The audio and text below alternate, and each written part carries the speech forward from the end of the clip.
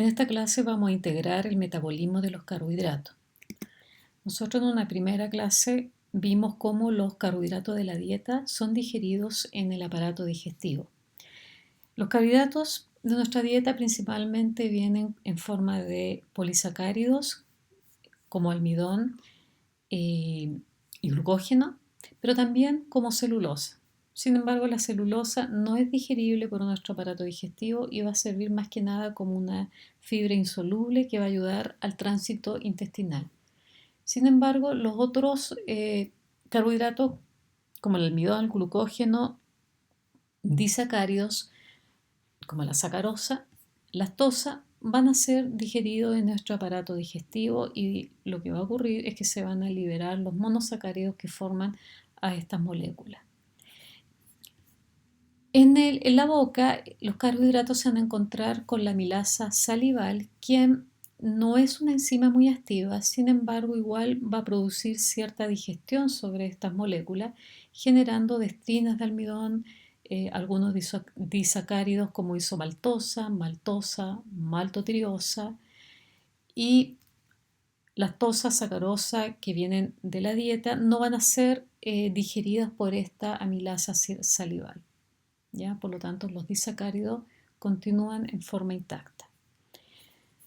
Este bolo alimenticio va a llegar al estómago donde la amilasa salival va a ser inactivada por el pH ácido del estómago. Por lo tanto, no ocurre digestión de los carbohidratos de la dieta en el estómago. Una vez que este bolo alimenticio entonces llega al intestino, allí se va a encontrar con las secreciones pancreáticas que contienen la enzima alfa-amilasa, que similar a la alfa-amilasa salival, va a atacar estos carbohidratos remanentes, ¿no es cierto?, de la digestión anterior y vamos a generar más moléculas pequeñas. Ya se van a generar mucho más disacáridos como isomaltosa, maltosa, lactosa, sacarosa, que puede venir también de la dieta, y trealosa. ¿Y cómo vamos a digerir ahora estos disacáridos? Bueno, estas moléculas se van a encontrar con unas enzimas que están en el ribete en cepillo del enterocito. ¿Ya? Ese ribete en cepillo es la membrana plasmática que está mirando hacia el lumen. Y allí esas enzimas entonces van a reconocer a sus respectivos disacáridos y los van a digerir convirtiéndolo en los monosacáridos. Por ejemplo, la lactosa sabemos que está formada de galactosa, un monosacárido, y glucosa, otro monosacárido. ¿Ya? La sacarosa, que va a ser atacada por la sacarasa, va a generar glucosa también y fructosa.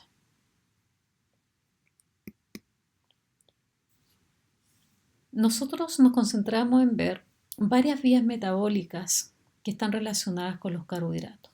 La principal, como se muestra acá, es la glucólisis. La glucólisis es una vía metabólica que transforma o oxida glucosa hasta 2 moléculas de piruvato y se encuentra en todas las células del organismo.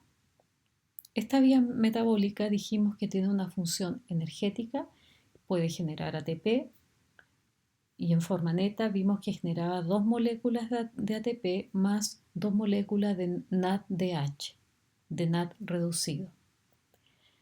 Si la glucólisis está ocurriendo en ausencia de oxígeno o en una condición de hipoxia, o bien está ocurriendo en el eritrocito, entonces le vamos a llamar fermentación láctica, porque la glucosa ahora va a ser transformada a un producto final que es el lactato.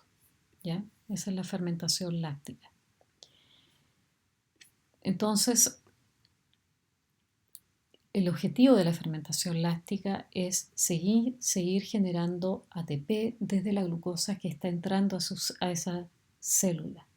¿Ya? Sin embargo, la producción neta de NADH va a ser cero porque se va a oxidar en el paso piruvato a lactato. Se oxida, ¿no es cierto? Y se vuelve a reutilizar en la glucólisis para oxidar aquellas moléculas de glucosa que siguen entrando a la célula. Además de la función energética de la glucólisis, esta tiene funciones anabólicas. Por ejemplo, la síntesis de glucógeno. Está relacionada entonces con el metabolismo del glucógeno. Pero esto no ocurre en todas las células, ocurre solamente en las células del músculo esquelético y también en el hígado. Otra vía anabólica es la vía de las pentosas, y esta sí ocurre en todas las células de nuestro organismo. El objetivo principal de esta vía es sintetizar dos moléculas de importancia biológica que son la ribosa 5-fosfato, importante para la síntesis de ácido nucleico, y en segundo lugar, ya, pero no menos importante, también se produce la molécula NADPH, que es importante para la síntesis, por ejemplo, de ácidos grasos, la síntesis de esteroides, hormonas esteroidales y también la síntesis de colesterol, entre otras. La vía de la pentosa nosotros vimos que está conectada con tres moléculas de la glucólisis. Ya, eso lo pueden revisar. También nosotros vimos que nuestro organismo tiene la capacidad de sintetizar glucosa bajo ciertas condiciones y solamente en dos órganos. ¿Ya? Ese mecanismo se llama gluconeogénesis o síntesis de novo de glucosa y ocurre solamente en el hígado y en los riñones. Se usan sustratos que no son carbohidratos. Por ejemplo, se puede usar lactato, que se va a convertir en piruvato, y piruvato va a seguir hacia arriba, hacia la generación de glucosa. También podríamos usar glicerol. Glicerol puede transformarse en un intermediario de la glucólisis, que es la dihidroxiacetona fosfato. Y esa molécula puede continuar hacia arriba para generar glucosa. Y los aminoácidos, que aún nosotros no hemos visto el metabolismo de los aminoácidos, pero sí hay varios aminoácidos que se dice que son gluconeogénicos porque puede su esqueleto carbonado ser transformado en glucosa. Nosotros también vimos el ciclo de Krebs, ¿ya? Este es un ciclo que ocurre en la mitocondria, también tiene como objetivo generar energía y en forma neta por cada acetil-CoA que entra al ciclo de Krebs, vimos que se genera un GTP que es equivalente a un ATP. Pero además en este ciclo se generaban varios equivalentes reductores. Por cada acetil-CoA se producían 3 NADH y un FASDH2. Todas esas moléculas van a ir a la cadena transportadora de electrones, van a entregar sus electrones y a través de un proceso que se denomina fosforilación oxidativa vamos a generar ATP. Veamos un poquito con más detalle lo que es la fermentación láctica. Entonces, la fermentación láctica es la transformación de glucosa a través de las 10 reacciones de la glucólisis, pero debemos agregarle esta última reacción, que es el paso de piruvato a lactato a través de la lactato deshidrogenasa. Esta es una reacción reversible, es decir, podemos ir desde lactato a piruvato también. Y eso va a depender de la condición en la cual se encuentra la célula. Cuando no hay oxígeno, dijimos, en una condición de hipoxia o en el eritrocito que no tiene mitocondria, va a ocurrir esto. ¿Ya? Entonces, en la glucólisis vamos a generar NADH y ese NADH va a ser utilizado por esta enzima, lactato deshidrogenasa, que va a reducir el piruvato a lactato y va a oxidar el NADH a NAD oxidado, que se va a reciclar en la glucólisis, como les decía, para seguir oxidando la glucosa que está entrando a esa célula. El objetivo es seguir produciendo ATP. Un dato interesante que les comenté es lo que ocurre en las células cancerosas. ¿Ya? Esto se descubrió hace más de 100 años por un científico alemán que notó que las células cancerosas realizaban principalmente fermentación láctica y desde ahí obtenían su energía en forma de ATP, aún habiendo oxígeno y aún teniendo mitocondrias, ¿ya? Esto ha llevado a muchos estudios, obviamente, a través de los años, y hoy en día es un tema bastante candente en las personas o en los científicos que estudian el cáncer, ¿ya? Para ver qué estrategias se pueden utilizar para tratar o para eliminar estas células, ya que se comportan de manera diferente metabólicamente. Lo que se cree, lo que se postula, es que estas células obtendrían su ATP principalmente entonces de fermentación láctica y utilizarían el ciclo de Krebs en su función cataplerótica. Si ustedes recuerdan, las reacciones catapleróticas son reacciones que sacan intermediarios del ciclo de Krebs. En este caso se están sacando intermediarios para sintetizar moléculas que a esa célula cancerosa le interesa porque es una célula que está dividiéndose, hay proliferación, hay que construir, ¿no es cierto?, más estructuras. Vamos ahora a la situación en la que nos colocamos de ayuno y situación postprandial. Siempre vamos a hablar ahora en esta clase de carbohidratos. Aún no hemos tocado los ácidos grasos y tampoco los aminoácidos. En esta gráfica se muestra las horas del día versus la glucosa sanguínea en miligramos por decilitro. ¿Ya? Esta es más o menos la glucosa que una persona normal debería tener cuando despierta en la mañana, cuando estaba en un ayuno de toda la noche. ¿Ya? Pero una vez que toma desayuno, esa glucosa sanguínea, que también se le llama glicemia, va a aumentar. ¿Ya? Esto va a gatillar a que el páncreas, a través de las células beta, libere insulina. Y esa insulina tiene la misión de actuar en ciertas células, como el hígado, ¿no es cierto? Los hepatocitos, actúa también en el músculo, en el tejido adiposo. ¿Ya? Y lo que va a hacer es activar mecanismos, activar vías metabólicas e inhibir otras de manera de reducir la glucosa sanguínea.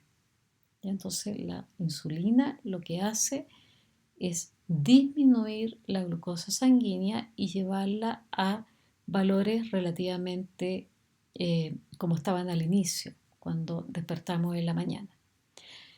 Sin embargo, a medida que esta glucosa baja y llega a ciertos niveles, se van a activar otras células del páncreas, que son las células alfa, y estas van a liberar glucagón, que tiene la misión contraria a la que tiene la insulina, que es enviar glucosa a la circulación.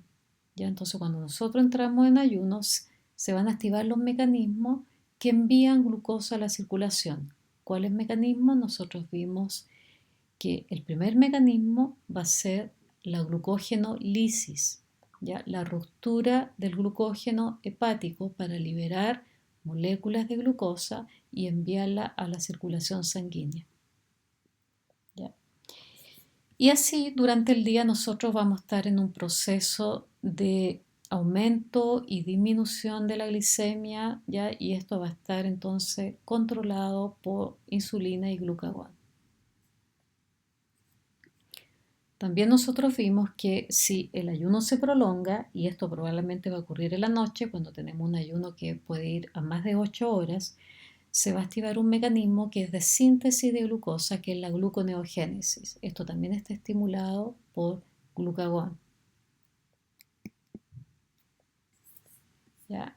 Ahora coloquémonos en una situación postprandial. ¿Ya? Veamos qué está pasando en el hígado en esta situación. Acabamos de comer, ¿ya? Y dentro de esas 0 a 4 horas, ¿ya? Va a haber una liberación de insulina, y esa insulina dijimos que va a ir a estimular mecanismos que disminuyan la concentración de glucosa sanguínea para llevarla a niveles aceptables. ¿Ya? ¿Qué va a pasar en el hígado? Va a aparecer esta enzima, la glucoquinasa. Si ustedes recuerdan, la glucoquinasa, al igual que las exoquinasas, fosforilan la glucosa en el carbono 6, y de esa manera la glucosa queda atrapada en el interior de esa célula. La glucoquinasa dijimos que se expresa en el hígado, se expresa también en otros tejidos, pero no hemos ahondado en eso. Y esta glucoquinasa entonces, como tiene una KM tan alta, puede fosforilar a esa mayor cantidad de glucosas que está viniendo de la dieta, que está llegando por la circulación portal.